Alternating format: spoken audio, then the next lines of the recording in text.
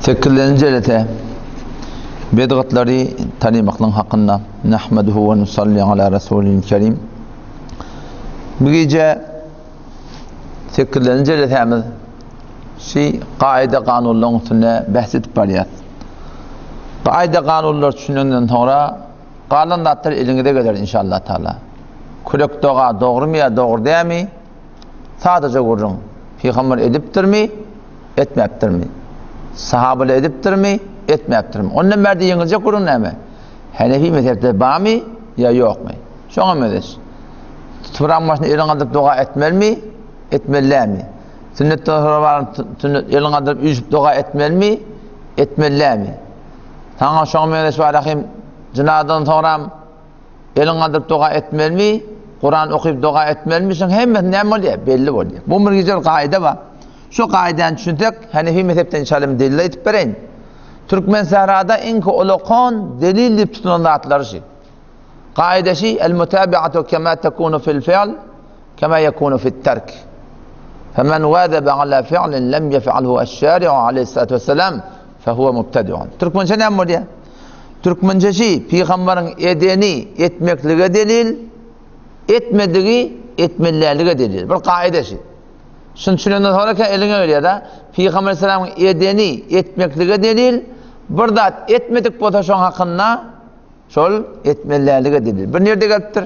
Bu kaide 3-4 tane kitapta geliptir. O da etip vereyin. Yöne sadece henşin billagal Merkat'ta mukaddeme Merkat Moğlali Kayr rahmetullahi aleyh Hanefi mezhep Meşkat'ın şerhini yazan ulema öyle men amdaki 10 ciltte var yıldan Merkat var. Şun mukaddemesine gelen görünüş. Hop, mukaddemeden nembersi kurun aydasın mı diye. Bazen aydılıya da öten olsam ben nereden cemaatin adını tuttum biliyorum. O da şey cemaatlan adını tutmani, rad etmeni. Hemin türlü yöne bir aytacak yapın aydıp sen savulanda olmayan. Sen seyfiye diyen alparyan yol doğru diye diyersin. Falani doğru diye diyersin. Yoksa şun yerine şürebi yani derpiş tutsun ki neme? Sen fakat sadece Hanefi mezhepte şöyle. Sen şuna etsen, at tutmasan, ne oluyor diye, bu diye düşman telaşı oluyor falan oluyor.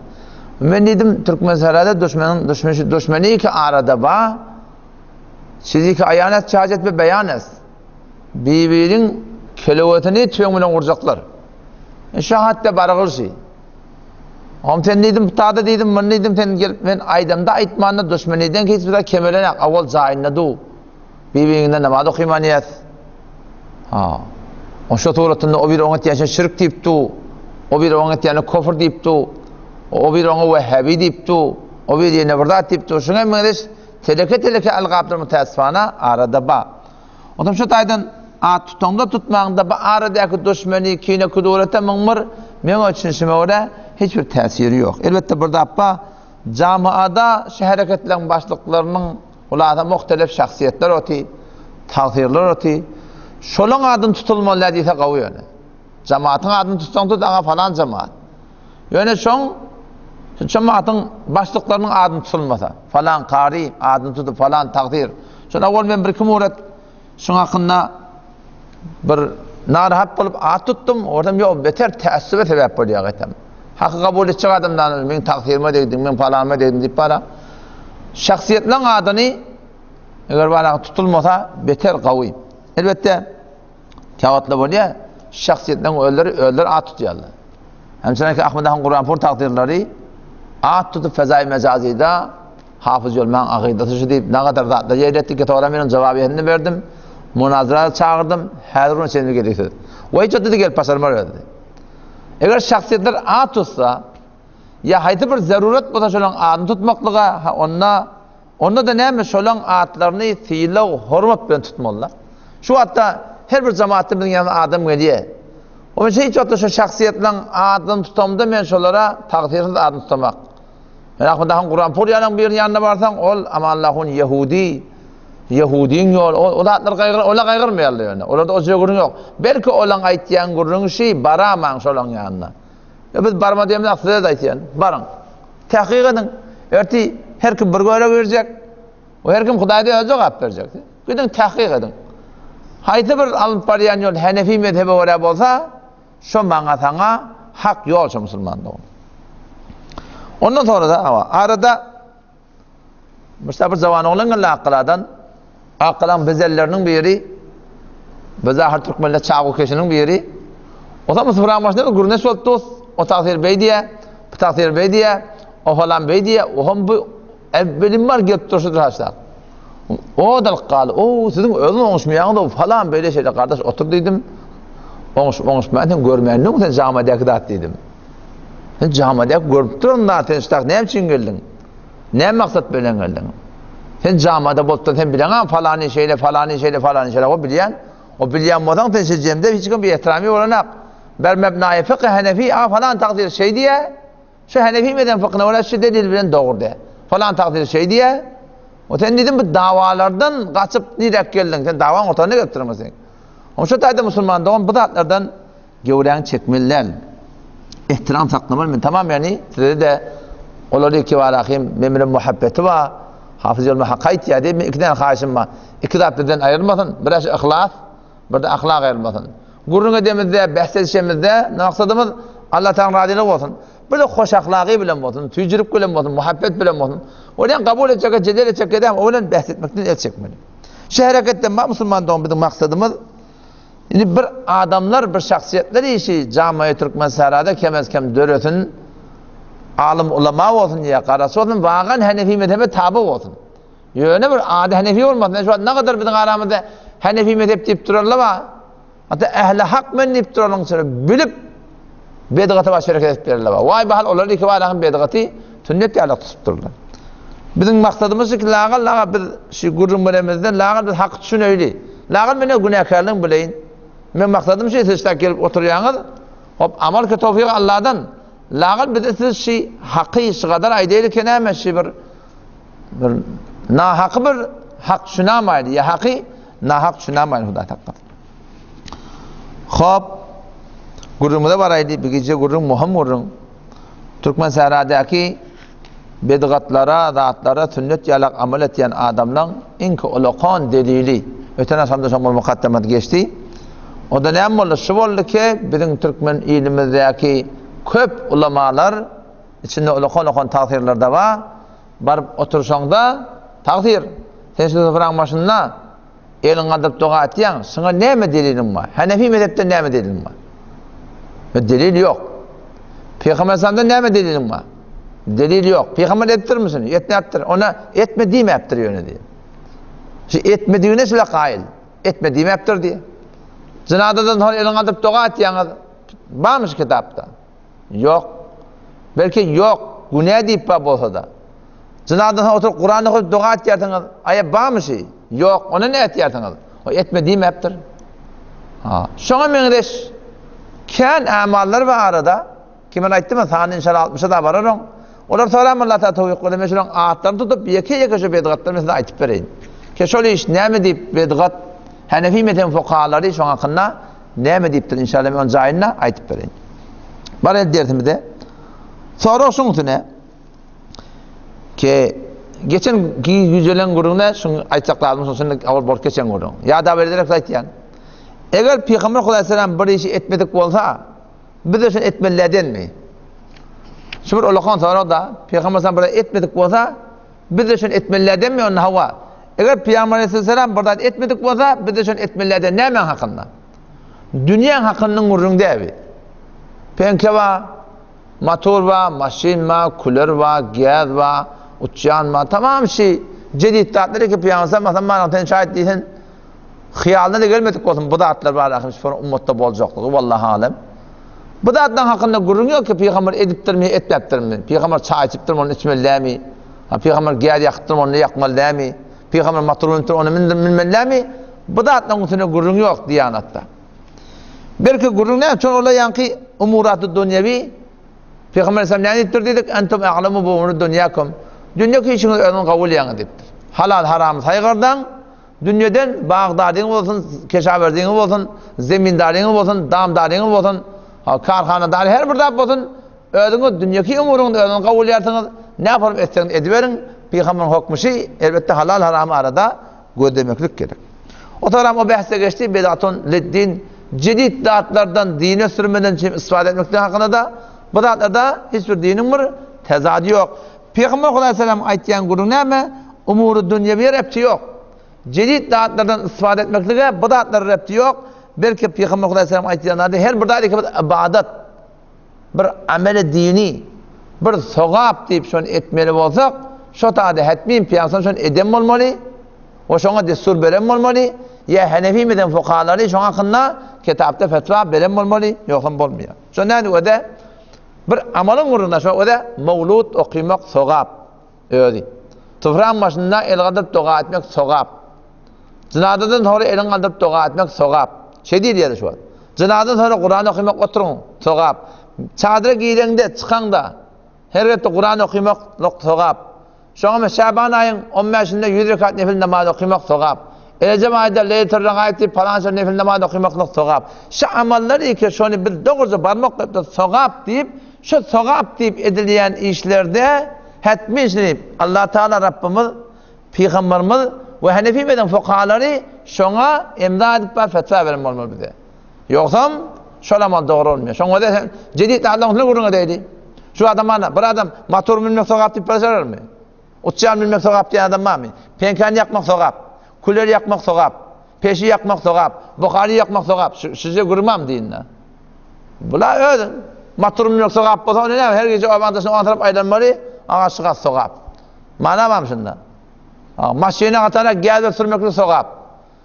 Dinin gurun bu da atlan ne de? Dinin gurun şey amal hay ibadi, ibadet deyip sogap deyip bir amallar var.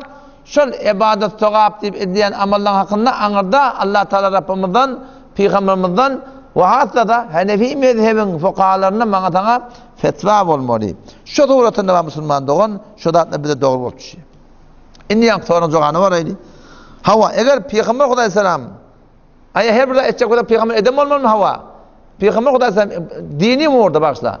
Dini umurda burada sogap deyip etmeli olsak etmeyin şunu Peygamber Aleyhisselam edem olmalı. Etmedik olsa ona bir name dini ibadet hiç edip olmuyor. Bu bir gördüm. Pedonda tazisi şu gördüm malı da. Haydi burada sogap deyip edecek olsak Allah Teala'nın aydan olmalı. Peygamber'in aydan olmalı. Hanefi mezhebin fukahaları şu hakkında tesir edip fetva veren olmalı. Belki bundan antadırak şey Hanefi mezhebin fıkhını var demeli. O ne mi deyip? Şundan Kur'an'ın sünnetten delil imam diyende bela nispet her kim özünden delil tapıyor. Her şu barda sonra Hudaydan gelin çağırmayan delil imam falan takdir. Vabtağı ileyhi vesile diptir diye. Huday on vesile talep ettiptir diye. Senin ne? Takdir etsen nereden ihtiyarsan? Şuna delili yok. Namazdan sonra Kur'an okumaklığa Atakay rahmetullahi aleyh diye vuruptur falan takdir. Sen namazdan sonra Kur'an okumaklığa ne mi delilin var? فَاِذَا فَرَغْتَ فَانْسَبْ namazdan farık olsan zahmet çek deyiptir. Atakay rahmetullahi yartırak muğlattı da o deyiptir takdir. Bila tiyatı mufret deyiptir. Zahmet çek deyiptir. Her kim zahmet çekmeli, dua etmeli. Zahmet çekin diye mi yaptır kim deyiptir. Tappa guşen adet diyorsun. Pedondan bana sana ilk eslem terin yol, salim terin yol, kep guruntul. Bir yol ki meni seni Allah başarmasınlar. Meni seni mağlata oklamasınlar. Meni seni galat fikri oklamasınlar ne mi? Hanefi mezhep ne mi deyiptir. Çünkü Hanefi mezhebin mutakassısları var, fukahaları var, mujtehitleri var. Şöyle 1400 yılın içinde şu ümmeti fetvalarını rahnama ettir. Şu mutakassısla fetva veren olsa göğde sürme. Kur'an'ın tefsirine, hadisin tefsirine ve halal haram düşünmektedir. Behterin yol şu Müslümanlığı. O zaman şu daydan o da şu bahane bilen ki etmediğimi yaptır kim deyip etmeklik doğru Hanefi mezhebe ters.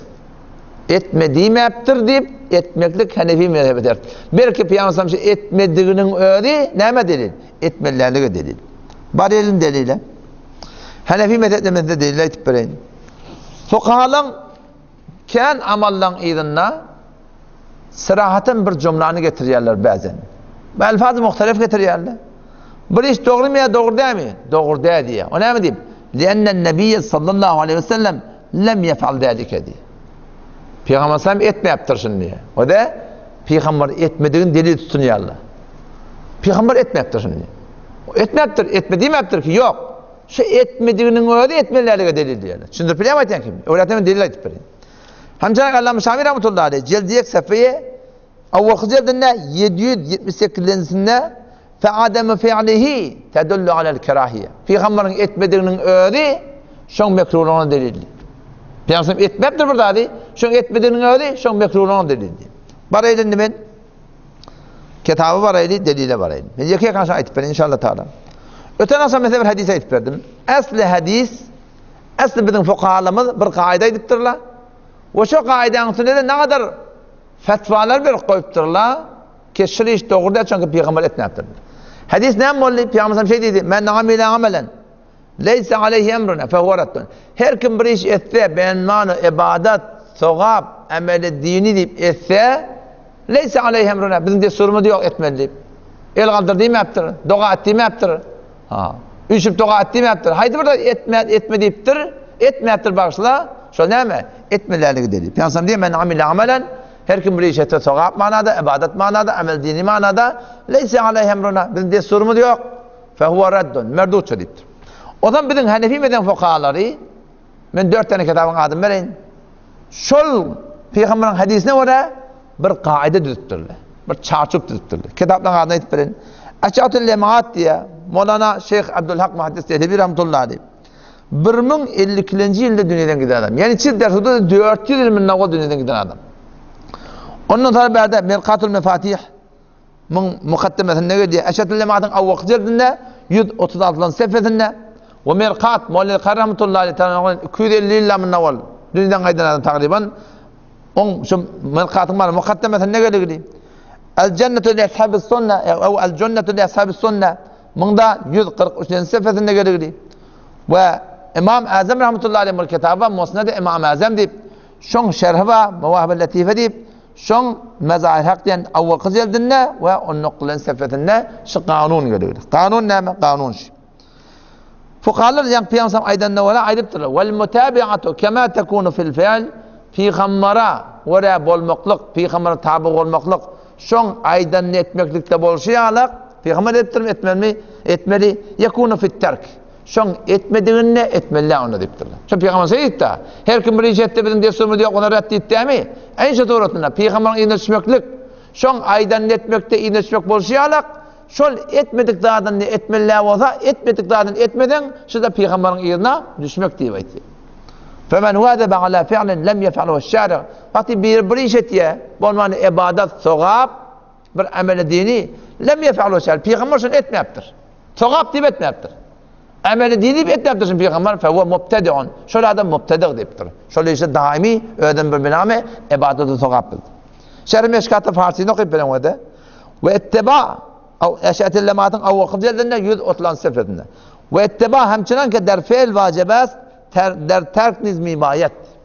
Farsi bir formla kadim Farsi da Peygamber'in iğne düşmek hemçinan ki diyen etmeliyenle Peygamber eden etmeklikte bolşuyalık der terk nizmi bayet. Peygamber etmedik o da Peygamber etmeliler diye. Pes anke muvazebet namayet. Ber fiil ançı şari nekerde başet mübtedi oldu. Peygamber'in etmedik de adını ay Peygamber etmediği mi yaptır kim deyip etsen ne oldu bile şöyle adam mübtedi deyiptir.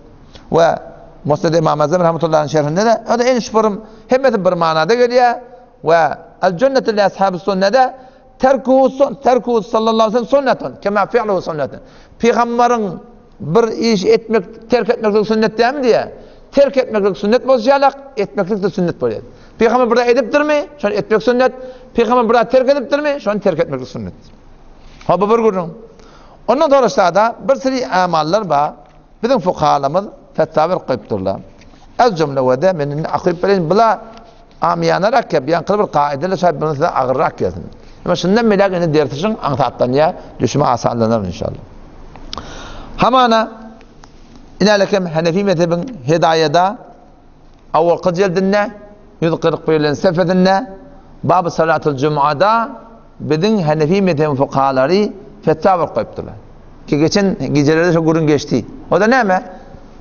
Eğitka bu da nevde aytba ayda baranda eğitkadan nefil namaz okuymalıydın. Barmalı nefil namaz okuymalı, ayet namaz okuymalı. O ne diyor okuymalı? Peygamber okuymalı da değil mi yaptır? Okuymalı da değil mi yaptır? Peygamber Peygamber eğitkada baranda okuymalı da değil mi yaptır? Okuymalı da değil mi yaptır? Ne diyeyim onu bizim fukahalar okuymalı diye betiyorlar. Şunun için o da Hidayet diyen kaydın adresine geliyor. Ve la yeteneffelu fil musalla. Qabla salatil ayd. Ayd namazdan önce bir adam musalla baranna, musalla etiya baranna nefil okuyumlar diptir. O ne diyor okuyumlar? Peygamber okuyma dedi mi? Yok okuyma demeptir. Okuymaptır mı? Aslında insan hakide okuymaptır diyor da. Liannehu sallallahu aleyhi ve sellem lem yefal zalika ma hirsi ala salat. Peygamber okuymaptır. Şu taydın okuymalarla karşı dedi. Peygamber okuyma diye adı yok. İniş bedene Türkmen arasında aydın hep de burada aydında ne mi diye? Etmediğim yaptır kim diyor. O da yok. Hanefi beden fukahalar ne mi diye? Etmeyaptır, etmelilerine delil. Peygamber sıfırın başında elin kaldırmayaptır, elin kaldırmalarına delil. Şimdi bilemeyecek kim? Şunu kurdu. Taram sahibi hidaya. Başta taram el hidaya, Fethül Kadir'de geliyor. Faslun fil evkatilleti tukdav fiyâ es-salât şunna geliyor. Ve yukrahu yeteneffel ba'de tulû fecr. Min rekâateyl fecr. Dangatandan sonra fakat ertesi namaz iki rekat sünnetini okuymalı. Ondan başka nefil okumak doğru deyiptir. O ne et doğru de? Peygamber okuyma deyiptir mi? Yok okuyma deyip adı yok. Yöne liannehu aleyhissalatu vesselam lem yezid aleyhime ma hirsi ala salat. Peygamber sana şunu edafa şimdi okuymadı diye. Peygamber dangatandan sonra fakat iki rekat sünnet okuydu. Ondan başka edafa okuymadı. Okuyma demeptir ki yok. Okuymadı. Peygamber okuymadı dedi. Şimdi bilen ne mi? Peygamber sadece görün o da Peygamber Aleyhisselam cinaza namazından sonra elini kaldırıp dua etme yaptır değil mi? Hava Peygamber kaldırmalı diye ayttık. Şol etmediği etmeleri değil. Sahabe dahi yine getiriptir. Sahabe dahi gurun etiye. Hidayeda avvakı cildinde 127 sefetinde babın nevafılda bir adam diye günlüğüne nefil okuyacak olsa Allahu Ekber deyip durur diye 4 rekattan keyan etmer diye. Nefil gece okuyacak olsan tek rekat okuyacaksın böyle. Ama günlüğü sen nefil okuyacak olsan Allahu Ekber deyip durdun mu hava bir tekbir tehrime bilen 4 rekat namaz okuymaklık balakayım. Şundan malak neymiş diye mekruh tehrimeş deyiptir. Yani 4 rekat okumanın ezadı var, 6 tekbir okumakla ezadı yok. Gece olsa gece günzayışı var. Bir niyet bilen ne? Ha bir niyet bilen Allahu Ekber deyip günlüğüne 4 rekattan kez nefil okumak doğru dedi. Gece ne olsa böyle yangurun. O ne mi doğru dedi? Mekruh deyiptir, günahkarçılık. Ve delilül kerahiyeti. Mekruhluğun delili mi? Ennehu aleyhisselam lem yezid ala zalike. Peygamber sinden edafa okuymadı. Ya dur berik. Doğru okuymayaptır kim diye. Okuyma demeyaptır kendine. Yok. Hanefi meden fukahalar şey diye. Şu 4 rekattan nefil günlüğüken okuymayaptır değil mi? Şu kendi okuyamadığının öyle okuymalarına delil diye. Bizimkiler ne mi diyorlar ne kadarlar? Yok. Etmeyaptır diyen. Etmediğim yaptır. Yok etmediğim yaptır da. Şu etmediğinin öyle etmelerine delil. Öbüraki değil. Yine de işte geliyor. Namazda istisqa deyip bir namaz var. Yağın yağmanına ulu iyil olup heli erkek cüdegene öz şeraiti bilen gidip barakayım. O musallaha gidip barakayım. Şurada var 3 gün barakayım. Hudaydan yağın deliyerli. Namaz okuyup da dedi. 3 gün çıkmalı. Ve yakrucune 3 eyyam. Şu 3 gün çıkmalı, 3 günden kendi çıkmalı deyiptirler. O ne mi diyeyim? Lennehu lem yankul ektere minha. Şundan kendi peygamber çıkmaptır. O doğru çıkmaptır. Çıkma değil mi yaptır ki? Yok. Çıkmaptır değil mi? Çıkmalılarına delildi. Şuna mı deyiz? Peygamber Kuday Aleyhisselam vakti burada etmeyaptır değil mi? Şöyle etmelerine delil. Sen buradan çadıra girende Allah Kur'an okuy. Çıkanda mualla Kur'an okuy. Peygamber Aleyhisselam ediptir mi? Etmeyaptır. Peygamber Peygamber etmedik bolsa şöyle etmelerine delil. Hanefi mezhebin fukahalarına ediptir. Vakti Peygamber etmedik bolsa şunu etmeler bir rivayet geldi. Ondan beri delil. Ve men ahramehu fi beytihi ev kafatin ma'hu saydun feleyse aleyhi en yursilehu. Bir fıkhi vurun. Şafii mezhebine Hanefi mezhebi arasında. Haca gidende öyünde kepterin tavşanın kafası anır verdi atlan bağ olsa Şafii mezhep diyorsun bari on gövermeli haca gidende. Hanefi mezhep ne mi diye? Yok diye gövermeli diye. O ne diye gövermeli? Onunla velem yankul anhum. Sahabalar şunu gövermeyaptırlar. Sahabalar haca gidenlerin eyvanı, malganaları, başta eyvallarını diyen yani malganalar ki dakullarlamıştık. Kafası var hacı eyvanı saklarlamıştık. Haca gidenini diye çıkarıp gövermezlemiştik diye. Delilin ne mi çıkarmaları ya? Sahabalar çıkarıp gövermeyaptır diye. Yani o da sahabaların etmediğini Delil tutun ya Hanefi mezhep. Şöyle için manakım etmelerini.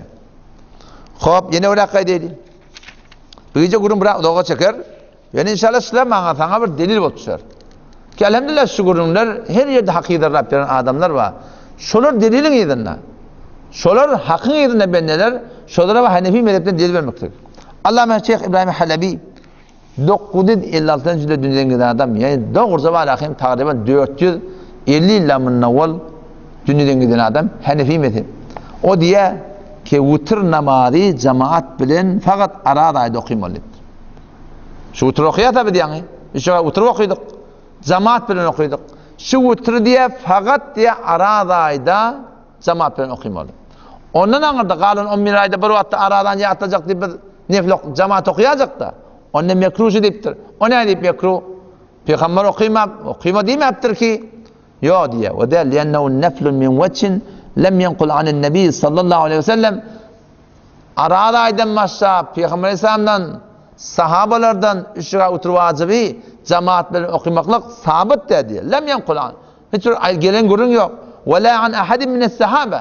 Sahaban da biri kalan 11 ayda üçüge otur vacibi cemaat bilen okumaktadır. Fetekune bid'atun mekruha. Bid'at böyle yaşayıptır. O da işte da Hanefi mezhepten ulamalar ne ettir? Şu sahabeler okumaktadır değil mi? Peygamber okumaktadır değil mi? Okuymadık bolsa onu okuymalarlığı delil. Bizim Türk meselamızda ne kadar ulamalar ne diye? Etmeptir kim diye. Etmediğim yaptırıyor ne diye. Şu an şu doğru Hanefi mezhebin mukabilinde duran manakı bir kepş. Ondan sonra Reddül Muhtadır'da geliyor. Ve neflu bil cemaati gayri mustahabbin. Nefil namazı cemaatleri okumak doğru dedi. Şu abdest için taravamı da onun bir sünnet-i muakkide farz der yani.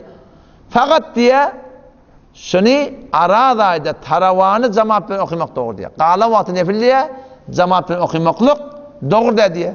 Liyennehu lem tef'aluhu sahabe fi gayri Ramazan. Sahabala fakat arada aydan başka nefil cemaatleri okumaktır. O şataydan niye bir defa aradaydı size sorduğun taravan niye nefil sünnet bolur direkti nefil bolur direkti başın cemaatla okuyat qalavatlar doğru. Ay çok kadar onun böyle şey etmeptir diyen sahabeler etmeliler diye. Ondan sonra yine Reddül Muhtar'da diye Babul İstibra'da namazdan sonra çıkıp selamlaşıyorlar Türkmen ile ne kadar. Türkmen sana da beter kendine.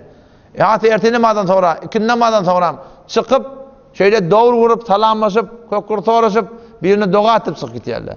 Ama sen aytyan da ama şey sünnetten sabit de Peygamber Efendimiz etmeyaptır. Sahabeler için etmeyaptır. Etmediğim yaptır kim diye. Ama Reddül Muhtar'da ne mi diye? Ve nuqile fi tebil maharim anil muntakad ennehu tukrahul musafiha ba'da ada'i salat bi kulli halin.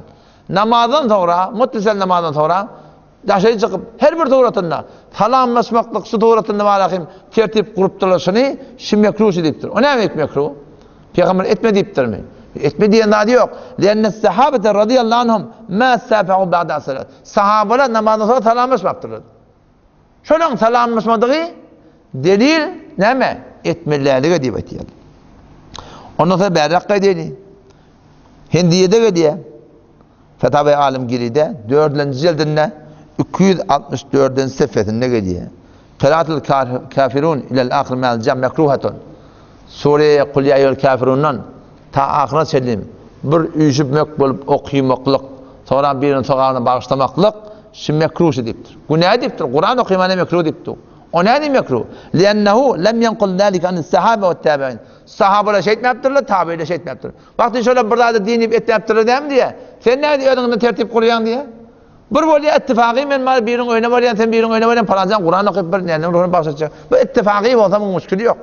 Ama yapmamır tertip kurup cemde uyuşup falancan falan et deyip barak şuun barak desturi turatında okuyalar akı. Şona inerdekim Hindiye'de gelip duruşu mekruh deyip.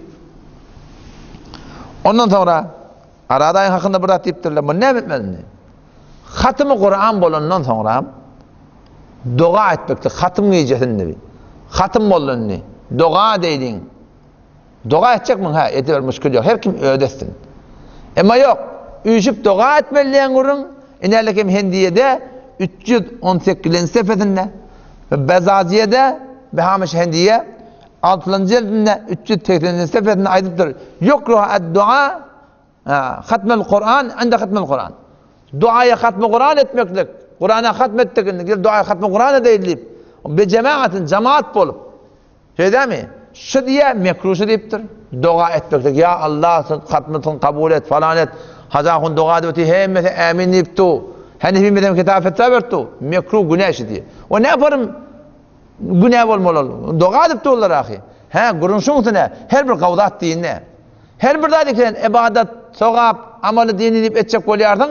Gerekli şun hakkında peygamber edem olsun, sahabe edem olsun. Ondan verdi. Hanefi medhem ulemalar şuna fetva verem olsun. لأن هذا لم ينقل عن النبي صلى الله عليه وسلم ختم القرآن peygamber vatanında boluptur, sahabeler vatanında boluptur.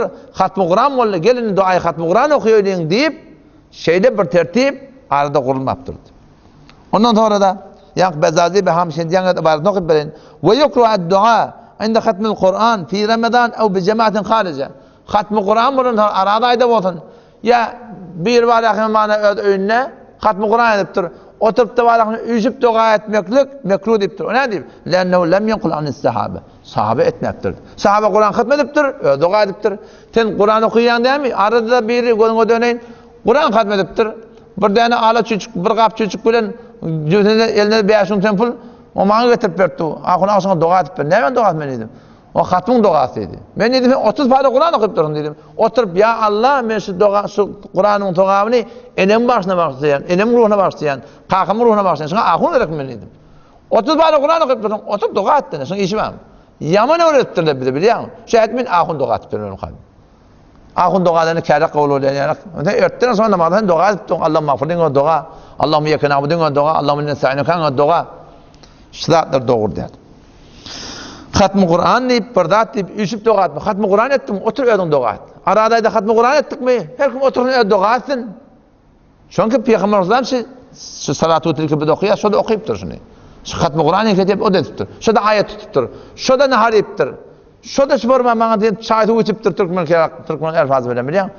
Ama şunun idinna, benami, ibadet, din, diyanet deyip Peygamber ödün bir amal koyuptur. Şunu gelip bana ütçesten, şuna diyelim bedgat Müslümanlığı. Hop, ondan başka yine delil aytıp verdiysen aytıp vereyim. İnenekim ayetin hakkında deyiptirler. Fetavai Hendiye'de geliyor. Bunu bir gen kalmalıdır. Namazı istisqa, tamamen yağın dilemeli deyip bana çıkıyorlar deyip yani. Onun için da hutbe yok deyiptir. O neydi hutbe yok? Ve hada mezheb o nedir? Bizim mezhebimizde yok diyor. O da mezhepte yokluk delil tutunuyor. O ne deyip? Çünkü mezhebin içinde muhtakassıslar bildiğini işte bağ yokluğunu. Şolan aydan ne var yok deyip, onun için anında yok deyip. Pes vakti bana sana mezhepte bırak yok, şuna ulukan delil, şuna anında hissat yok onu. Ondan sonra inalekem kamil açıklayıp beni gurun ediptir şunu tünde. Tefhimul mesaille Allah'ım Hisameti Hanefi 975. yılda var. Bağışlar yanlıştım. Allah'ım Hisameti Hanefi mutevaffanı yazmaptır burada. 975'lerin sefretini şu an ayıptır. Ne mi diye? Keşi diye üçüğünü zadının üç yerle zadet yerle şu ne farz, ne vacip, ne sünnet, ne mustahap diye. Hiç sahte diye. ولا فيه استحباب ولا فيه منفعة şunların fayda da yok şun diye. ولا فيه مصلحة في الدين dini ve katlaşın maslahat da yok şun diye. Bel fihi ta'nun ve medimmetun ve melametun ala selef bir kişi ay 40 yüdüldürülüp diye şu sporun bernama tertip kurmak selef-i salih diye ihanetçi deyip. O ne deyip? Olan aydan dağıdı diye bir de onu din yalak tutup bir. Belki bundan arttırır kurun iyi.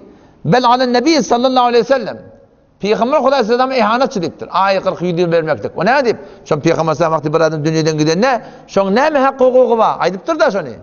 Ay 40 yüdül tutun diye aydan dağıdı yap Peygamber Aleyhisselam.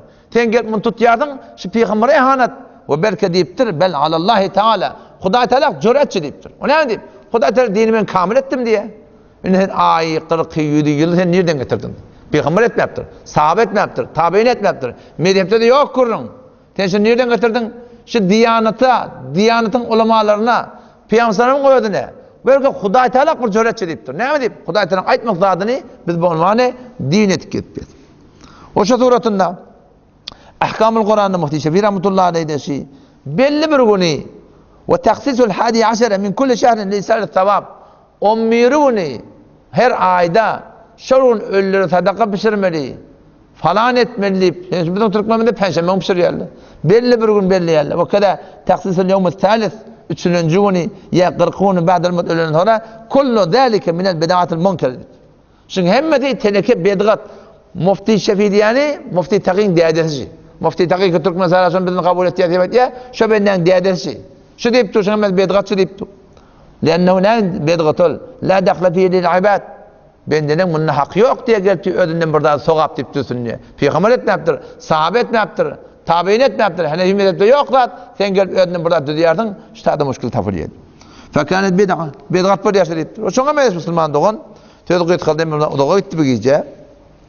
Şimdi o da işte da şu kaiden bilenden sonra sadece kurun da aşın. Bunun melek bid'atı sünnetten, sünneti bid'attan tanımak bu denli kıyın ne? Sadece kurun hacahun, tenşi amelet yerdin, hilafi kurunlar var arada, tenşi nereden ait yerdin? Kur'an'dan delil var mı? Sünnetten delil var mı? Sonra mı ondan? Son Kur'an'dan sünnetten delil var mı diyen ne? İstidlali şahsiyet edip ödünden düdü ya. Ne? Ödünden düdü ya. Fe-idâ feragte fensab diyor. O senin karası şu bilen ağırlığın kayıt yardı. Sen ayı 47 yok kim diyen sen? Ya sadaka vermek bu kim diye. O ellezine yunfikune fi sebilillah. Allah'ın yoluna harc et yerler. Kur'an şey deyiptir diye. Kur'an'dan sünnetten delil imam diyeden öğlerinden istinbada şahsi edip milleti ağırlayarlar. Hacı Ahun durdu. Men Kur'an'da kabul, sünneti de kabul. Yöne men sen düşünsün oraya kabul le. Sen ama Allah'ın düşünsüne oraya Kur'an sünnet kabul le. Seni falan şebekede atıyordun, falan atıyordun. Kur'an sünnet bey diye tarav 8 rekat diye ama biz sen dinin mutakassısı de. Men de dinin mutakassısı de. Türkmen sarayda kulli takdirlansın ne? Dinin mutakassısı yok. Dinin mutakassısı Hanefi mezhebi fuqahalar manatana. Sen gördün 1400 yıl son matbul kaydıptır. Şola neme diye. Şu Kur'an'ı şöyle tefsir ettirmiş etmeyi.